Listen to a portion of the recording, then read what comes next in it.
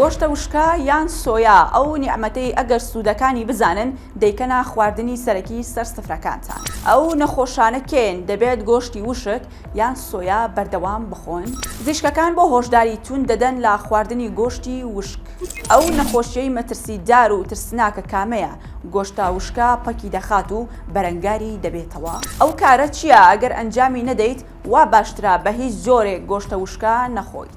سۆیا یان سۆژا ئەو خۆراکەی لە ناو ماڵی کوردیدا با گۆشتە وشکە ناسراوە و بە خواردنی ماڵی هەژار ناوی دەرکردووە، بەڵام لە پشت ناوی گۆشتە وشکەوە نهێنی زۆر هەیە و سوودگەلێکی هەیە، ڕەنگە تا ئێستا هەرگیز نەدبیست بێت.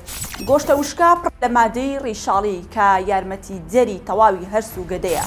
جیا لەوەش چەندین مادەی دیکەی وەک کالیسۆم، ئاسم، زینک، مەگنیسیۆم، ڤیتامین B، ترشی ئۆمیگا 3 تێدایە. دەوڵەمەندی مادە خۆراکیەکانی گۆشتە وشکە باوەڕپێنەکراوە، تەنانەت ناو لێنانی گۆشتە وشکە بەهۆی ئەوەیە مادە خۆراکیەکانی گۆشتی تێدایە خۆی لە ئەسڵدا ڕووەکە و لە پاقلەمەنی سۆیا دروست دەکرێت.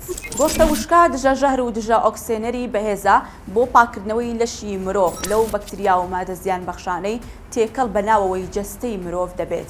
هۆکاریشە بۆ چالاکردن و باڵانسکردنی ئیسترۆجین لە جەستەدا. یەکێک لە پەکخەرەکانی شێرپەنجە گیاسروشتی سۆیایە بەهۆی مادەی پێکهاتەی دایزین و جێنستاین کاتیدایە و ڕێگریەکی گەورە دروست دەکات بۆ توشبوونی بە نەخۆشی شێرپەنجە. تەنها با خواردنی گۆشتە وشکە دەتوانی کۆریسترۆلی زیانبەخشی جەستە کەم بکەیتەوە کە هۆکارە بۆ جەڵدەی دڵ لەگەڵیشیدا ملوولەکانی خوێن فراوان دەکات کە ئەمەش دووبارە دەتپارێزێت لە جەڵدەی دڵ.